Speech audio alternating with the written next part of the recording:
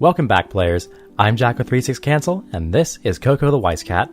Now, usually, the Weiss Force sets that we talk about are based on animes or mangas with origins from large production studios and entertainment companies far in the east, hailing from the land of the rising sun.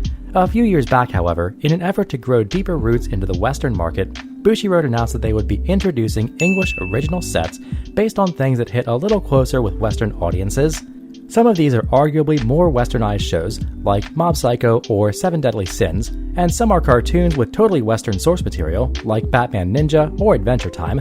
But the set that's only coming 3 days from Christmas this year actually has its origins that are completely unique among Weiss Force expansions, coming from none other than the brain of one Monty who right before he worked on what we find ourselves talking about today, was producing a popular internet meme series called Red vs. Blue. Yeah, the Halo shit from the 2010s, from Rooster Teeth. Now there's some stuff I never thought I'd be referencing on a Weiss Force YouTube channel, but here we are.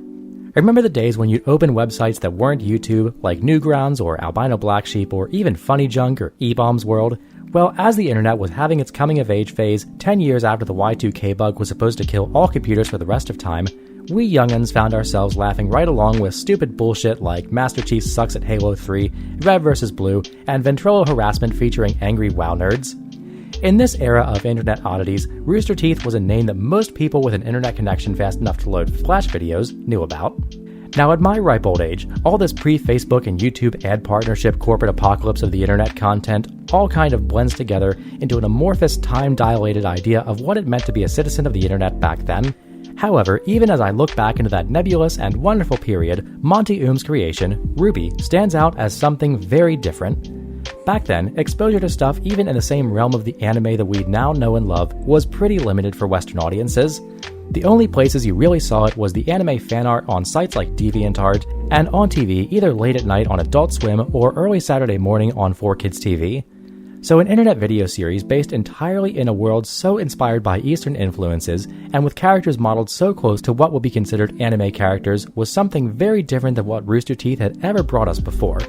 But that's exactly what RWBY was. I mean, sure, we had all seen the really washed out 3D anime models in different parts of the internet, and we'd all seen the anime OCs that people would post on their Zangas and MySpaces, but back then, no one had done anything so ambitious as putting them all in a 3D animated world, complete with a compelling story and cool original characters, and above all, pretty cool looking, for the time and for what it was, fight scenes and showdowns with magical bladed weapons that were also guns for some reason. Thus, RWBY planted its flag in there-before uncharted territory on Western modems and introduced young audiences to a world of Japanese-inspired content, and even led them down a rabbit hole to sites like Kiss Anime and the dark corners of Google Video, where they watched shows like The Melancholy of Haruhi Suzumiya and Fooly Cooly in 240p web rips divided into several parts per episode, dead center in a page full of questionable ads and Trojan-loaded free download buttons. It was a different time, but nowadays, older weebs that got their first taste of the sweet nectar of anime and that, and just average veterans of the old internet both know the name RWBY and look back on it with fondness, or at the very least, a general respect for the audience it grew and the adventurous steps it was willing to take. Now, like many back then, I too thought RWBY was just too far a departure from what I was used to in my entertainment, and I never hopped on the bandwagon. However, looking back, I can definitely respect what it did and recognize its importance as a bridging link between Western and Eastern entertainment. Even now, despite the death of its beloved creator, RWBY still has a large following, and the show has evolved a lot, both in quality and style since those days in 2013. And today, it's got spin-off series, books, and even an official manga from Japan itself. And the show is still going, with a new season to be released in 2022, a testament to how it grew an audience and also grew up with that audience. So when Bushiroad announced that it was going to start making English originals, the first title that came into everyone's mind was RWBY. It seemed exactly like the kind of thing that Bushiroad was looking for in an English original title, and it absolutely is. And now, just in time for Christmas 2021, RWBY is coming to Weiss Force.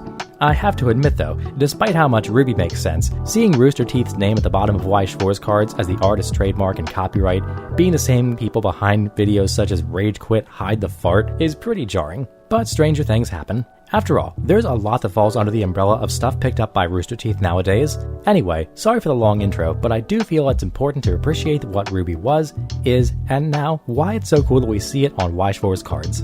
But it's time to talk about what the show is and how it shapes up into a Weiss Force set.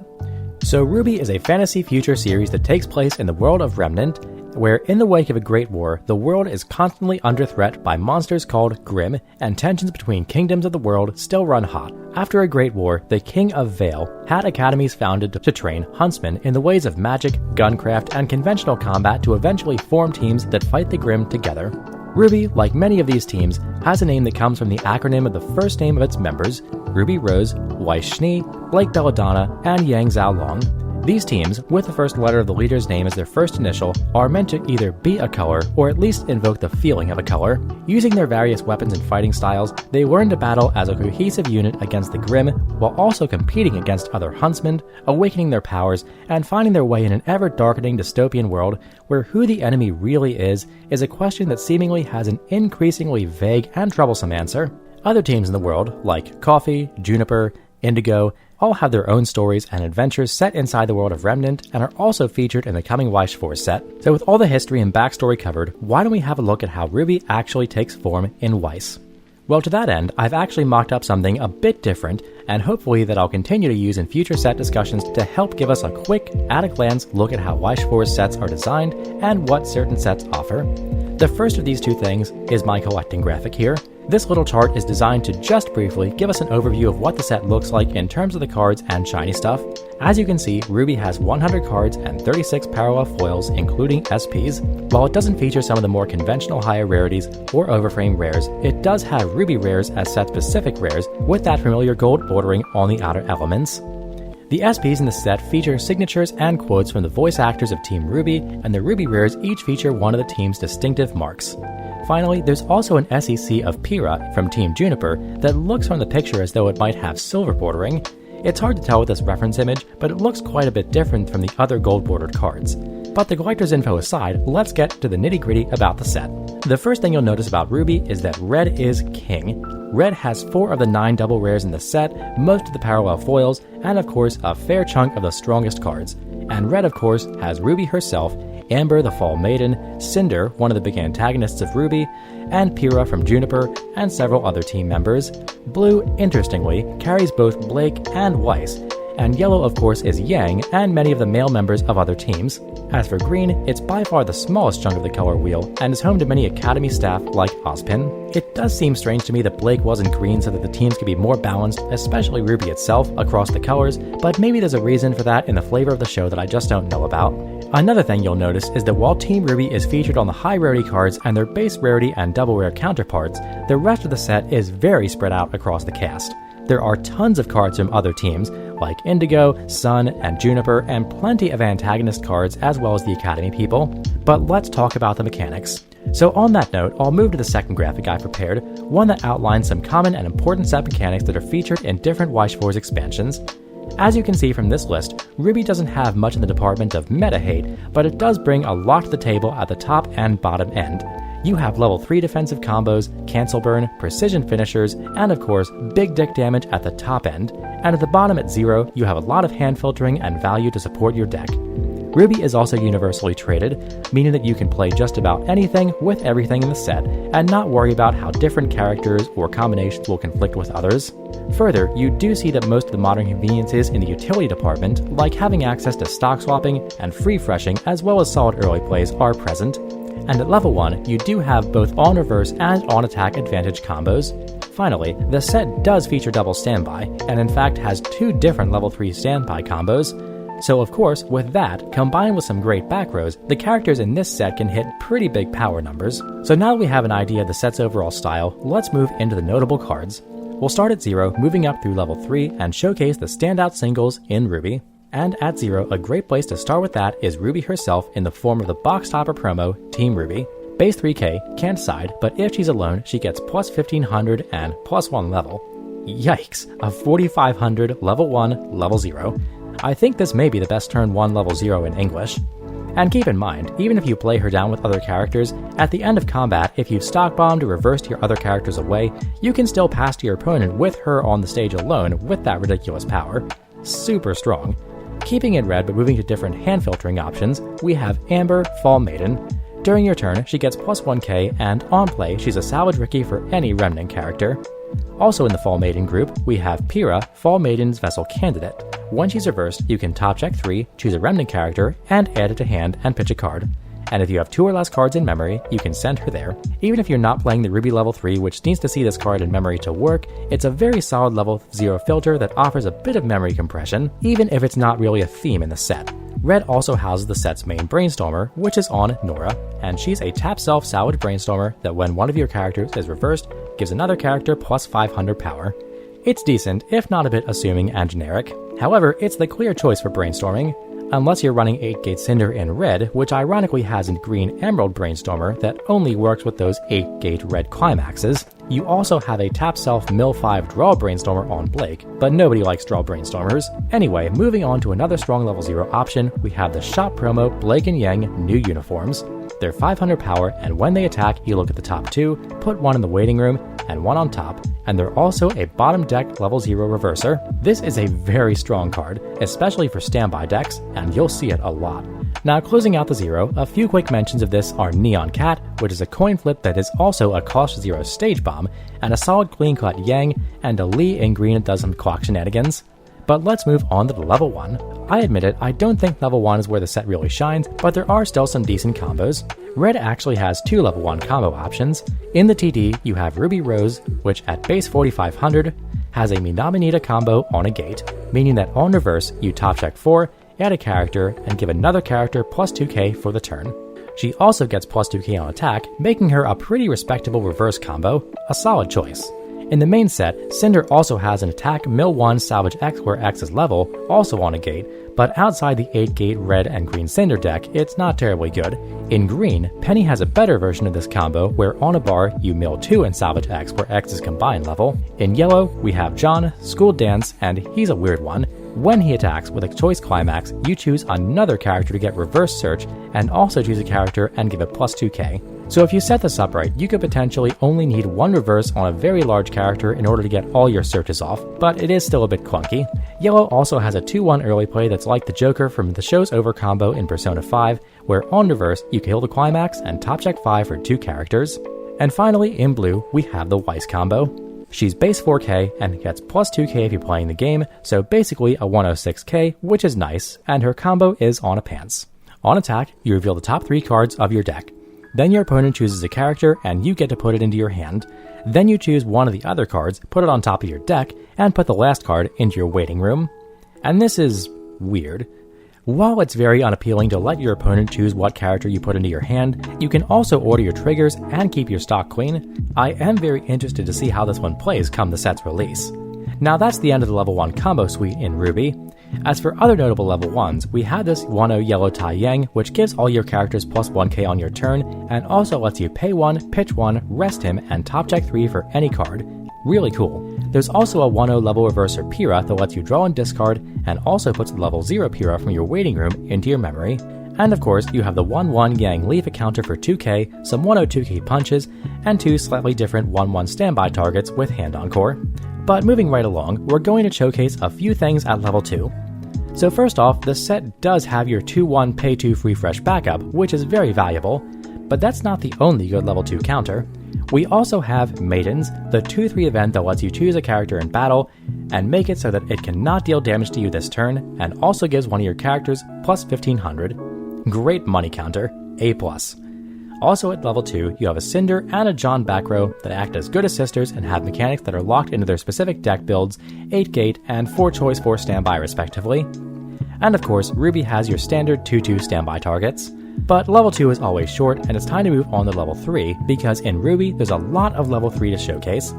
We'll start with the set's early play, Blake Belladonna. She's a 2 or less climax in waiting room early play, gets plus 1k for each character in your back row, and she's a pitch stock healer. This is a strong early play profile, and it's unquestionably good in most any deck. Ozpin's anti-soul combo also comes out early if you have another Ozpin level 0 in your clock and want to go on the defensive anti-soul route. And there are plenty of good secondary finishes in RWBY to support that more defensive strategy should you choose to go with that. For starters, there's Salem, the big bad herself. At base 9k, she gets plus 1k for each character in your opponent's backstage, and she has 2 on-play abilities that you can choose one to activate when you play her by paying 1 extra stock. You can either stock swap your opponent, or mill the bottom 5 cards of their deck and burn X, where X is climaxes milled this way. So she's an Icy Tail and a stock swap, depending on what you need at the moment, and damn, that's good. Also in the secondary finisher department, you have RWBY Vital Festival, which salvages a character on play, and on attack lets you pay 2, pitch 2, and burn 2. A bit expensive, but climax free, so pretty good. And finally in blue, we have Weiss Battle Stance, which is a pay 2, pitch 2, climax free, reverse free restander that gets a lot of power. Again, very solid.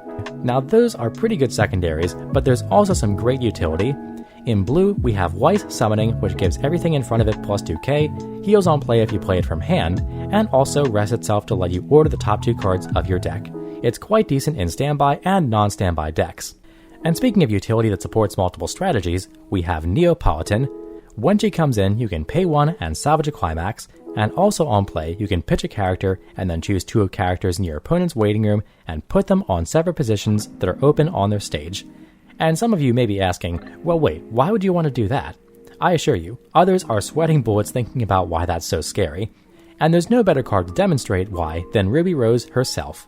At 9k, she gets plus 2k if you're playing the game, and on play heals. Her climax combo is on a standby, and when you play it, you rest her, and as long as you have 2 or more of those level 0 Puras in your memory, you get to burn 3 and clock shoot the character facing her. Anyone remember the Megamine from Konosuba? Well, this is more accurate with 3 damage instead of 4, and also free. And Ruby's combo is on a standby trigger. I won't lie, this scares me, especially with Neapolitan that can literally feed Ruby clock kick targets. But if you want something totally different, we can have a look at this Blake in blue. Blake going undercover, on play top checks X where X is characters, and her climax combo is on a pants. And it's the Mocha combo, where when she attacks, you look at the top 2 cards of your opponent's deck, choose up to 2, put them in their waiting room, and then put the rest back in any order, and then do the same to your deck. This effect lets you fish out cancels from the top of your opponent's deck, and order your own triggers, which is super, super good. Mocha is famous in Weiss for a reason, and Blake carrying her ability in RWBY is a great top end. But wait, there's more. Want something totally different than the first 2? We have Yang Vital Festival. On play, top check 3, and when you put her choice climax in your climax zone, you can choose one of your other characters and give it cancel burn 2, letting you spread the ability out or stack it onto one character, which would be pretty good on any one of those secondary finishers we talked about. Again, it's a bit awkward, but also free, and 2 is a great burn number, and we're not done yet. The Cinder level 3 from the 8-gate Cinder deck is also pretty good, even if you pack it as a generic top end with its level 2 assister. On play heal, and at base 8k, so long as you have Amber, Fall Maiden in your memory, she gets plus 3k. And with her gate climax, when she reverses her battle opponent, you burn 1 and then deck kick the opponent. It would be better if you did those in the reverse order, but hey, this is still quite decent and can hit for good numbers. Okay, last one, I promise. RWBY has so many decent finishers to go over it's not even funny. But if you want to do the standby thing, we have Pira Nikos. If she's in your center stage, all of your characters get plus 1500 power, and when she's placed on the stage by the effect of a Kiss to Remember, the standby climax, you can pay 2 and put the climax from your zone into the waiting room. If you do, you can stand her, then choose X cards in your opponent's waiting room and shuffle them back into their deck where X is characters you have on stage. Now this is arguably less of a finisher and more of a mid-game option to hate on compressed decks, but it's still pretty brutal, and can also give you a whole turn worth of free, clean damage if your opponent passes with a tiny deck and no climaxes. And of course, if you run 8 standby, it just happens to be a great combo to have at your fingertips. Alright, this is honestly a great place to wrap things up. Again, this English original has a history and flavor quite different than many other Weiss Force sets, and it's an absolute shoo-in, right beside Adventure Time, for a great Western title to join Weiss Force. Even if I have some gripes about the art they chose, or the marketing and pre-ordering, I think it's tough to deny that RWBY is pretty well designed and offers a lot of compelling reasons to pick it up. So this Christmas, if you have anyone who used to watch RWBY in front of their old CRT monitors on gateway home computers, pick them up a trial deck, or even a few boxes. Hell, single them out a deck, and single one out for yourself while you're at it. I just might too. But 'tis the season, so this might be the last video you see from me for this year. So from Coco and I here at 36 Cancel, Merry Christmas, Happy New Year, and as always, thanks for watching. Peace.